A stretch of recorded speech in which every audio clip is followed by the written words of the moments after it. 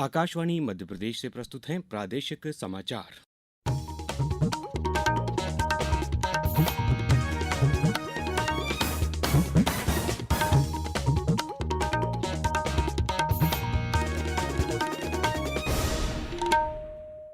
नमस्कार, समाचारों के साथ मैं अभिषेक कटियार। सबसे पहले इस बुलेटिन के मुख्य समाचार। मुख्यमंत्री डॉक्टर मोहन यादव ने पाकिस्तानी नागरिकों की पहचान कर उन्हें देश से बाहर भेजने के निर्देश दिए। प्रधानमंत्री नरेंद्र मोदी आज मन की बात कार्यक्रम में लोगों से विचार साझा करेंगे। इंदौर में आज एमपी टेक ग्रोथ 2025 का आयोजन, मुख्यमंत्री करेंगे शुभारंभ। और भोपाल में चल रही निशानेबाजी स्पर्धा में राज्य खेल अकादमी के निशानेबाजों ने जीता कांस्य पदक। अब समाचार विस्तार से। मुख्यमंत्री डॉक्टर मोहन यादव ने पहलगाम में हुए आतंकी हमले के बाद मध्य प्रदेश में कानून व्यवस्था की समीक्षा करते हुए गृह मंत्रालय से जारी निर्देशों को सख्ती से लागू करने के निर्देश दिए हैं। उन्होंने कहा कि गृह मंत्रालय द्वारा जारी गाइडलाइन के अनुसार वीजा पर आए पाकिस्तानी नागरिकों को चिन्हित कर प्रदेश से बाहर करना सुनिश्चित किया जाएगा। राज्य के अंदर ऐसे पाकिस्तानी वीजा धारक लोग जिनने लंबी अवधि का या आधिकारिक वीजा के अलावा है, ऐसे सारे लोगों को बाहर करने को लेकर के हमने अपनी तैयारी की है और इस दिशा में जो सरकार के द्वारा दी गई डेडलाइन है 27 तारीख के बाहर इनको बाहर करने के लिए आज हमने निर्देश जारी किए हैं। पहलगांव के अंदर जिस प्रकार से घटना हुई है और सरकार ने जो तत्परता पूर्वक अपनी सभी राज्य सरकारों के साथ जो निर्देश जारी किए हैं, प्रत्येक निर्देश के साथ हम भी अपने मध्य प्रदेश के अंदर उन सारी चीजों का पालन कर रहे हैं। मुख्यमंत्री ने कहा है कि मध्य प्रदेश में एक अच्छा निर्णय लेते हुए निर्वाचित जनप्रतिनिधियों के सम्मान के लिए आवश्यक निर्देश जारी किए गए हैं। उन्होंने कहा कि ये निर्देश पूर्व सरकारों में प्रोटोकॉल को ध्यान में रखते हुए निर्धारित किए गए हैं, जिनका समुचित पालन नहीं हो रहा था। जनप्रतिनिधियों को यथोचित सम्मान देने की परंपरा और नियम दोनों हैं। मुख्यमंत्री डॉक्टर यादव ने सोशल मीडिया के विभिन्न प्लेटफॉर्म पर प्रसारित संदेशों और वीडियो पर सतत दृष्टि रखने के निर्देश दिए। प्रधानमंत्री नरेंद्र मोदी आज सुबह 11 बजे आकाशवाणी पर मन की बात कार्यक्रम में देश विदेश के लोगों के साथ अपने विचार साझा करेंगे। ये मासिक रेडियो कार्यक्रम का 121वां एपिसोड होगा। कार्यक्रम का प्रसारण पूरे आकाशवाणी और दूरदर्शन नेटवर्क, आकाशवाणी समाचार वेबसाइट और news on air mobile app पर किया जाएगा। इसे आकाशवाणी समाचार, डीडी न्यूज़, पीएमओ और सूचना एवं प्रसारण मंत्रालय के यूट्यूब चैनलों पर भी लाइव स्ट्रीम किया जाएगा। विश्व ऑडियो विजुअल और मनोरंजन शिखर सम्मेलन वेफ्स 2025 1 से 4 मई तक मुंबई में आयोजित होगा। शिखर सम्मेलन में भारत मंडप में देश की विरासत और वैश्विक मीडिया तथा मनोरंजन परिदृश्य के बढ़ते प्रभाव का प्रदर्शन होगा। कला से कोड विषय पर आधारित इस मंडप में भारत की वसुधैव कुटुंबकम यानी दुनिया एक परिवार है की भावना प्रदर्शित होगी। भारत मंडल के केंद्र में 4 क्षेत्र आगंतुकों को भारतीय कहानी सुनाने की परंपराओं से अवगत कराएंगे। इनमें श्रुति, वैदिक मंत्रों और लोकगीत, शास्त्रीय संगीत, रेडियो और बोले गए शब्दों तक मौखिक परंपराओं पर प्रकाश डालती हैं। कृति लिखित विरासतों पर प्रकाश डालती है। गुफाओं में की गई चित्रकला और ताड़पत्र पांडुलिपियों, प्रिंट मीडिया, साहित्य और आधुनिक प्रकाशन के विकास तक की यात्रा की जानकारी देती है।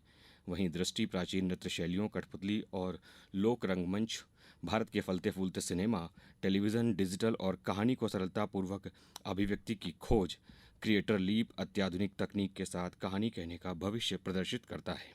अब समाचारों में वक्त है एक ब्रेक का। ये समाचार आप आकाशवाणी मध्य प्रदेश से सुन रहे हैं। ये समाचार बुलेटिन YouTube पर Madhya Pradesh news All India radio channel पर और फेसबुक के साथ ही एक्स प्लेटफॉर्म पर AIR न्यूज भोपाल पेज पर सुने जा सकते हैं। इसके अलावा आप हमारी वेबसाइट newsonair.gov.in पर या न्यूज ऑन AIR ऐप पर भी समाचार सुन सकते हैं। केंद्रीय रेल, सूचना प्रसारण, इलेक्ट्रॉनिक्स और IT मंत्री अश्विनी वैष्णव और कार्मिक राज्य मंत्री डॉक्टर जितेंद्र सिंह ने कल नई दिल्ली में 15वें रोजगार मेले के अंतर्गत विभिन्न विभागों में चयनित नव नियुक्तों को नियुक्ति पत्र सौंपे।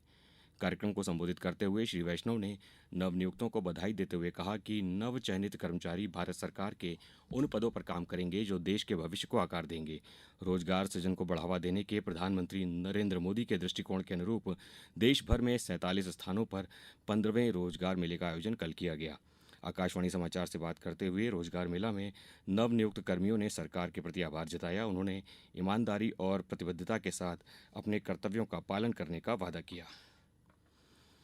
इंदौर में आज एमपी टेक ग्रोथ कॉन्क्लेव 2025 का आयोजन होगा। कॉन्क्लेव में देश के IT उद्यमों, स्टार्टअप्स, यूनिकॉर्न कंपनियों और इनोवेशन हब्स के प्रतिनिधियों के शामिल होने की संभावना है। आयोजन स्थल पर अत्याधुनिक तकनीकी प्रदर्शनियों, पैनल चर्चाओं और स्टार्टअप पिचिंग सेशंस का आयोजन किया जाएगा। इस संबंध में मुख्यमंत्री डॉक्टर मोहन यादव ने वीडियो कॉन्फ्रेंसिंग के माध्यम से इंदौर सहित प्रदेश के ग्वालियर, जबलपुर और भोपाल के टेक्नोलॉजी विशेषज्ञों, स्टार्टअप प्रतिनिधियों और निवेशकों से संवाद किया। उन्होंने प्रदेश में तकनीकी पारिस्थितिकी तंत्र को मजबूत करने की दिशा में सरकार की प्रतिबद्धता दोहराई। राष्ट्रीय परीक्षा एजेंसी एनटीए ने राष्ट्रीय पात्रता और प्रवेश परीक्षा नीट यूजी 2025 के बारे में संदिग्ध दावों की रिपोर्ट के लिए एक समर्पित प्लेटफॉर्म की शुरुआत की है। एजेंसी ने अभ्यर्थियों को गलत काम करने और झूठे दावों के साथ परीक्षार्थियों को धोखा देने की कोशिश करने वाले बेईमान लोगों के बहकावे में न आने का परामर्श दिया है।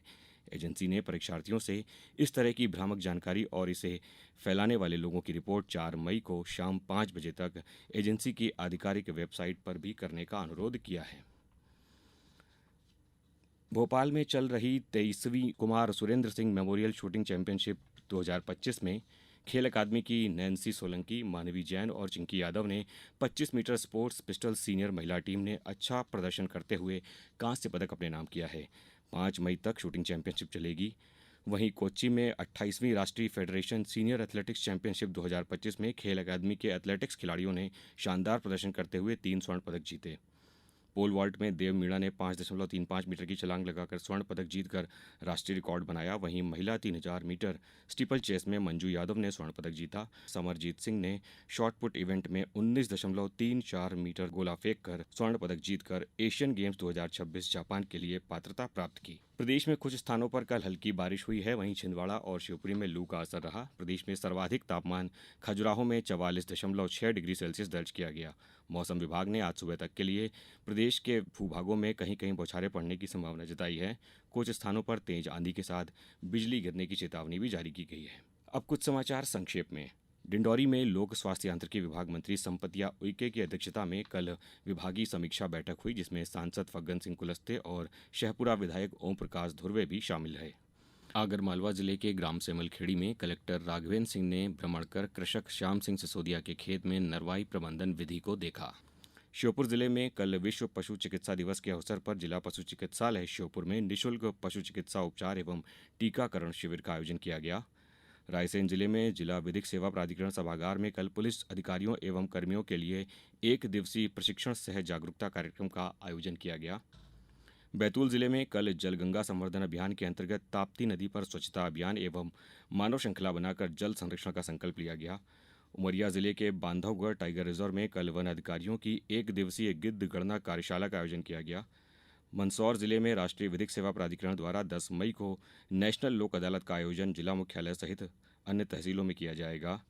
मंडला में जिला पंचायत सीईओ श्रेयांश कुमट ने विकासखंड नारायणगंज के विभिन्न ग्रामों के भ्रमण के दौरान कंटूर ट्रेंच आदि निर्माण कार्यों का निरीक्षण एवं अधिकारियों को दिशा निर्देश दिए। खंडवा जिले में विधायक कंचन तन्वे ने रैपिड रेटिंग मध्य प्रदेश चयन ओपन सीनियर शतरंज प्रतियोगिता का शुभारंभ किया। और खरगोन जिले के बिस्टान में कल रात 2 बाइक की टक्कर में एक बच्ची समेत 3 लोगों की मौत हो गई और 2 लोग घायल हो गए। इस बुलेटिन में बस इतना ही। अगला बुलेटिन दोपहर 2:10 पर। नमस्कार।